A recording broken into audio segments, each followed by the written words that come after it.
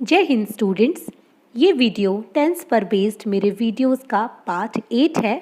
इसके पहले मैंने अपने चैनल पर पार्ट 1 से लेकर पार्ट 7 तक टेंस पर बेस्ड वीडियोस अपलोड किए हुए हैं। जिन स्टूडेंट्स ने पार्ट 1 से लेकर 7 तक सारे वीडियोस बिना स्किप किए हुए देखे हैं और जो कुछ मैंने उनमें समझाया है उन्होंने वो ठीक से समझा है, तो आई एम श्योर कि उनका कॉन्फिडेंस बहुत हद तक बढ़ा होगा और कई सारे सेंटेंसेस जो पहले उन्हें बहुत ही ज़्यादा कॉम्प्लेक्स लगते थे, कभी सही से ट्रांसलेट नहीं हो पाए, वो अब उनको बहुत ही ज़्यादा इजी लगते होंगे।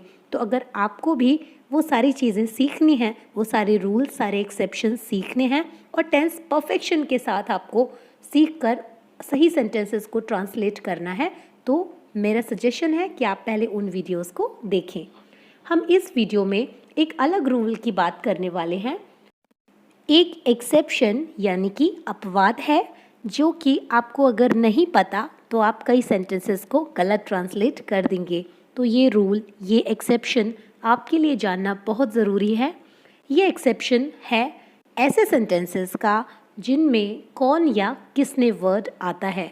तो अगर आपके सेंटेंस में कौन या किसने आया है तो ये तो आप जानते होंगे कि आप उसमें हु यूज़ करेंगे। हु का मतलब होता है कौन, लेकिन जो THF का रूल मैंने आपको अपने वीडियोस में बताया है वो कुछ जगह पर आकर फेल हो जाएगा। तो फिर इसका क्या सॉल्यूशन है? बिल्कुल इसका सॉल्यूशन है, जो हु वाले सेंटेंसेस हैं उनको किस तरह से टैकल करना है, कैसे उन्हें ट्रांसलेट करना है, ये मैं आपको इस वीडियो में बताने वाली हूँ। तो चलिए हम वीडियो को स्टार्ट करते हैं और ये रूल सीखते हैं ताकि हम उसे गलत ट्रांसलेट ना करें जिसमें कौन आए। तो कुछ एग्जाम्पल्स हैं जो मैंने लिए हैं। सबसे पहले, कौन चाय पी चुका है। तो देखिए इसमें कौन आया है, तो हमने THF लगाया। फ्रेंड्स आप जान रहे होंगे ये चुका है आया है मतलब है से ख़त्म मतलब प्रेजेंट, और चुका आया तो मतलब परफेक्ट, तो प्रेजेंट परफेक्ट टेंस है। हेल्पिंग वर्ब भी आप जानते हो, हैज़, हैव। अब फॉर्मूला आप देखिए, ये सेंटेंस इंटेरोगेटिव है, तो यहाँ जहाँ आपने यहाँ इंटेरोगेटिव का फॉर्मूला लगाया वहीं ये सेंटेंस आपका गलत ट्रांसलेट हो जाएगा। आप समझ रहे हैं, मैं अपनी ही बात को काट रही हूँ। हाँ, मुझे काटना पड़ रहा है, क्यों? क्योंकि ये एक एक्सेप्शन है, ये अपवाद है। जैसे इंग्लिश में TO to to, DO do do, लेकिन GO गो, इसी तरह से ये भी एक एक्सेप्शन है जो आपको सीखना पड़ेगा। तो सॉल्यूशन ये है कि आपको इस सेंटेंस में, यानी किसी भी सेंटेंस में जिसमें कौन या किसने वर्ड आया हो, आपको इंटेरोगेटिव का फॉर्मूला नहीं लगाना है। इसके बजाय आपको फॉर्मूला लगाना है या तो अफर्मेटिव का, यानी कि subject plus helping verb plus main verb plus object, या फिर नेगेटिव का, यानी subject, helping verb, not, main verb and then object. अब स्टूडेंट्स, ये कोई बड़ी बात नहीं है कि कहाँ आप अफर्मेटिव का लगाएंगे या कहाँ नेगेटिव। आपको पता है अगर नहीं आएगा सेंटेंस में तो आप नेगेटिव का फॉर्मूला लगा दीजिए, और अगर सेंटेंस में नहीं आया है तो आप सिंपली अफर्मेटिव का फॉर्मूला लगा दीजिए। तो आप सही फॉर्मूला इसमें लगाएं। अब अगला काम जो आपको करना है, आप देखिए मैंने आपको सब्जेक्ट ढूंढना बताया था कि आप सेंटेंस के पीछे जाएं और काम देखें कि कौन सा एक्शन हो रहा है। तो आप इस सेंटेंस के पीछे जाएंगे, पी चुका है। फिर मैंने आपको बोला था कि आप उसमें कौन जोड़ें, अपने मन में पूछें कौन। तो अगर आप इसमें कौन जोड़ेंगे, कौन पी चुका है, तो आपका जवाब आएगा कौन। तो सब्जेक्ट कहाँ है, तो आप क्या करें, सब्जेक्ट की जगह पे हु लगा दें, और हु को आप सिंगुलर माने, मतलब एक वचन माने, तो हु के साथ आप वो हेल्पिंग वर्ब लगाएं जो कि सिंगुलर सब्जेक्ट के साथ लगाई जाती है। मैं पहले भी एक्सप्लेन कर चुकी हूँ कि सिंगुलर के साथ हैज़ लगाते हैं, हैव नहीं लगाते।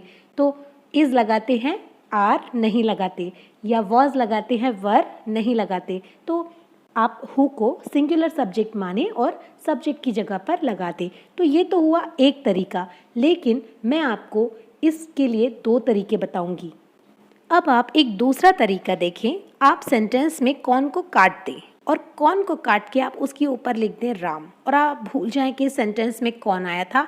अब आपका सेंटेंस बन गया राम चाय पी चुका है, और अब आप इसको THF लगाकर, ये तो बहुत साधारण, बहुत सिंपल हो जाएगा आपके लिए, और आप इजीली ट्रांसलेट कर दें।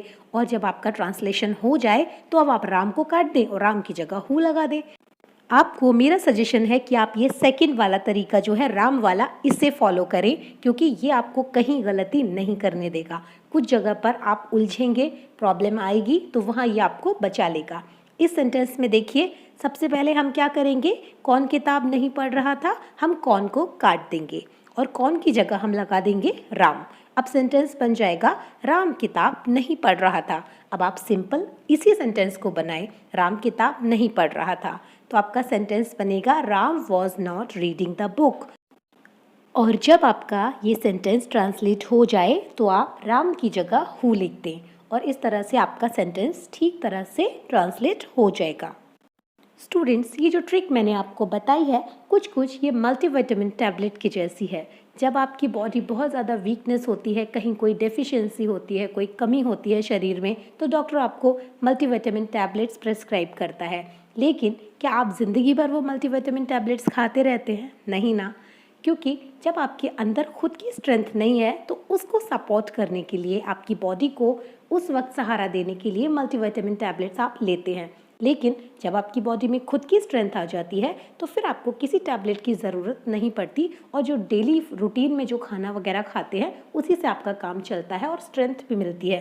तो इन शॉर्ट ट्रिक्स की ज़रूरत भी आपको सिर्फ तभी तक है जब तक आप बिल्कुल यूज टू नहीं होते, जब तक आप लैंग्वेज के साथ एकदम कंफर्टेबल नहीं हो जाते। एक समय ऐसा आएगा, एक फेज़ ऐसा आएगा जब आपके अंदर खुद इतना कॉम्प्रिहेंशन, एक इंस्टिंक्ट होगी जो आपको बताएगी कि इस सेंटेंस में यहाँ ये नहीं, ये आएगा। उस वक्त आपको इस THF की भी ज़रूरत नहीं पड़ेगी। आप ओरली ही कोई भी सेंटेंस सुनकर या ट्रांसलेट करने की भी आपको शायद ज़रूरत नहीं पड़ेगी और आप सुनते ही या सोचते ही सेंटेंस को इंग्लिश में बोल पाएंगे, लिख पाएंगे।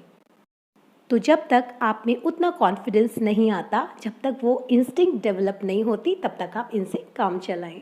अगला सेंटेंस जो हमने लिया है वो है यह कुर्सी किसने तोड़ी। अब मैंने आपको थोड़ा सा उलझाने की कोशिश की है।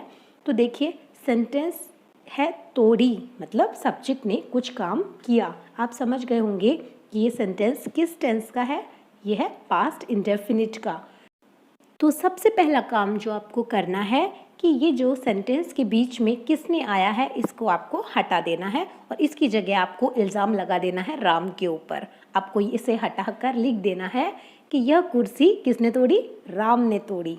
और बस आप राम ने लिखने के बाद आपका ये जो सेंटेंस है ये बन जाएगा यह कुर्सी राम ने तोड़ी। क्वेश्चन मार्क को अभी आप थोड़ी देर के लिए भूल जाएं और फिर इसके बाद आप इसमें THF लगाएं। तो जैसा कि अब तक आप अच्छे से कंफर्टेबल हो गए हैं और समझने लगे हैं कि जो टेंस है यह है पास्ट इंडेफिनिट, सब्जेक्ट ने कुछ काम किया। और आप जानते हैं कि पास्ट इंडेफिनिट के सेंटेंस की अफर्मेटिव में कभी भी डिड नहीं लगता। तो ये आपको मालूम है, मैंने पहले भी बताया कि आप इसको एज एन अफर्मेटिव सेंटेंस बनाएं या एज अ नेगेटिव सेंटेंस बनाएं। इसमें नहीं आया है तो आप इसे अफर्मेटिव की तरह बनाएं। तो आपको डिड नहीं लगाना है इसमें। और फॉर्मूला आपने लिखा जो अफर्मेटिव का, उसमें भी आप हेल्पिंग वर्ब को काट दीजिए क्योंकि ये पास्ट इंडेफिनिट का और आप इसे एज एन अफर्मेटिव सेंटेंस बना रहे हैं, तो यहाँ पर आप डिड नहीं लगा सकते। तो आप वर्ब की सेकंड फॉर्म लगाएंगे तो ये बनेगा राम ब्रोक दिस चेयर। अब आप क्या करें, राम को हटा दें, राम की जगह लगा दें हु, और लास्ट में आपको लगाना है एक क्वेश्चन मार्क। तो इस तरह से ये सेंटेंस ट्रांसलेट होकर बनेगा who broke this chair. Students, practice makes a man perfect. तो आपको भी परफेक्ट बनना है, जिसके लिए आपको इन सेंटेंसेस की प्रैक्टिस करनी पड़ेगी। आप खुद से अपना दिमाग लगाएं और सारे रूल्स फॉलो करते हुए, सारे रूल्स को ध्यान में रखते हुए आप इन सेंटेंसेस को ट्रांसलेट करें। इन सब में मैंने कौन या किसने लिखा है, तो आप वीडियो को चाहें तो यहीं पॉज कर दें और उसके बाद पहले आप इन सेंटेंसेस को ट्रांसलेट करें और फिर बताएं कि क्या आपने ये सारे सेंटेंसेस सही बनाए थे, और अगर सही नहीं बनाए थे तो आपको कहाँ क्या प्रॉब्लम आई, ये आप मुझे कमेंट्स में पूछ सकते हैं। स्टूडेंट्स, आई होप आज के वीडियो में जो नया रूल मैंने आपको बताया या जो शॉर्ट ट्रिक बताई, शायद आपको वो ठीक से समझ आई होगी और आप उसे प्रैक्टिस करेंगे। Keep learning, keep growing.